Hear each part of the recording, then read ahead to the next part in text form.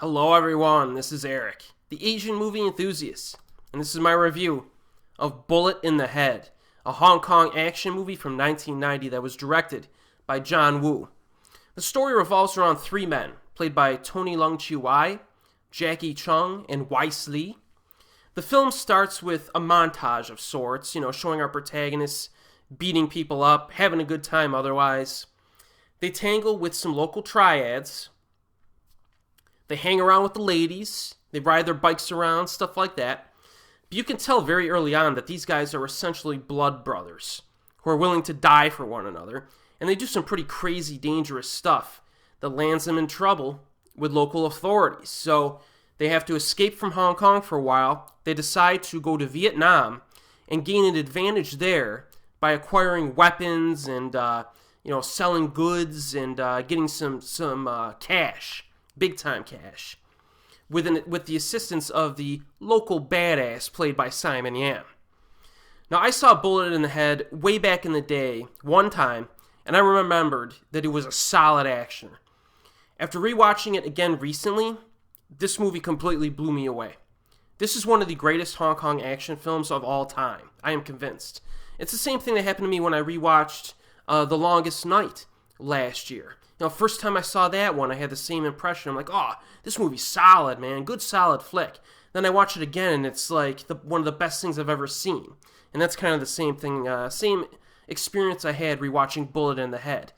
So why is this film so good? Well, first of all, this is one of those movies that kind of leaves you breathless because crap hits the fan, and it gets real in this. It feels like a survival film. There are a lot of situations where, the characters are not just trying to survive the day. They're trying to survive the next 5 minutes. Like, just surviving 5 minutes in this movie is an accomplishment. And you might ask yourself, well, how is this any different from a typical action movie in that regard? I mean, even those cartoonish Fast and Furious films have life or death scenarios, littered all over the place, right? My response to that would be this. Bullet in the Head has situations that feel like real-world situations. Like, for example, there's a lengthy sequence in a Vietnamese prison, like one of those outdoor prisons that you see in, like, old-school American Vietnam War films. And it shows what some of these prisoners, what they're forced to do to one another. And it's pretty crazy stuff. And that's something that anyone could have been in that situation back in the Vietnam War. You know what I mean? Or even in the time that these guys were in Vietnam. So you keep asking yourself, would I be able to survive this situation? I mean, this is crazy stuff. And real people had to go through this in real life. So it's pretty treacherous the way it's presented. And you can feel the intensity of these situations. And it has like a real world feel to it, like a grittiness that really adds to the power of watching it. That's a highlight scene, the Vietnam prison scene, but most of the film has elements of survival. As a viewer, you can just kind of put yourself in the situation, and it just makes it makes it kind of a no-nonsense, violent, badass experience. Like, this movie is just legit. The story is rather unpredictable as well. It's kind of difficult to tell what kind of obstacle or event is going to happen next, which makes it pretty compelling to watch. You're not really sure where these guys are going with things. There's some pretty surprising moments in this as well. One of my favorite scenes, no spoilers, but two guys just try to rob, I think it's like a jewelry shop, just like the cashier register. And I've never seen a basic robbery scene end like that in my whole life in a movie. It was fantastic. And it really communicates the situation in the country at that time. Really good stuff. Pacing in Bullet in the Head is very brisk. There's actually a ton of action in this. High quality action. Mostly grounded and visceral in terms of the action design. There's some scrappy, hard-hitting brawls and fisticuffs. There's melee battles with I think there must have been a machete at some point. There always is in these Hong Kong flicks. And stuff like that. Some good shootouts in this. A big set piece in the middle in this, it was like a mansion of sorts. It was almost like a high security facility that was really good. And then there's like a car smashing shootout at one point. It's just, this movie's loaded with action. But again, it's a little bit different from something like Hard Boiled or, The Killer or A Better Tomorrow that feels more stylized and fun. This is fun to watch, but it's a bit more on that visceral side, if you know what I mean. And then in between the action set pieces, we have some good quality character drama and suspense that's anchored by an awesome cast.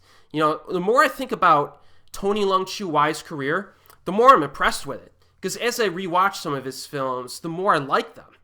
This guy was in Bullet in the Head, Hard Boiled, The Longest Night, In the Mood for Love, Infernal Affairs, Hero, Lost Caution, etc. Even if you just ignore the rest of his filmography, this is a fantastic set of highlights. I love this guy. Jacky Cheung, I mentioned in the past, a hit or miss actor, in my opinion, but he was good in some of these older Hong Kong action thrillers.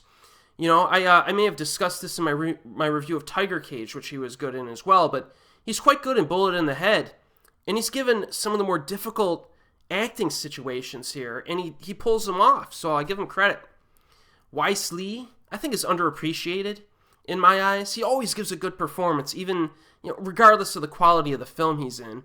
One of my personal favorites from his filmography is the outrageous action horror flick The Cat from 1992. If you haven't seen that one, watch it. He's great in that one too. And then finally, we have Simon Yam, one of the coolest roles of his entire career. It really is. I mean, he's so awesome in this movie. He's kind of like a suave badass who gets a surprising amount of screen time too. I was thinking he might just have a kind of like a smaller side role, but no, he's basically, this is essentially a film about 4 characters, and he's the 4th character. So it's really nice to see him be utilized that much in this. Really great cast. They're all at the top of their game. Really good. Stylistically, we're transported to gritty primal forest environments for much of the time. It adds to that survival feel of the film. But there's also some nice colorful lighting at times near the beginning and the end when they're filming in Hong Kong. In terms of flaws, there really aren't any, in my opinion.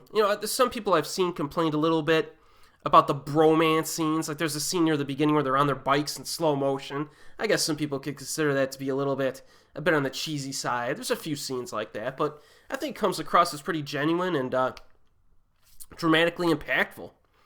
Like I said, this is just, Bullet in the Head is just a badass, no-nonsense action flick. It's got that gritty survival feel to it. I think this is better than The Killer and A Better Tomorrow.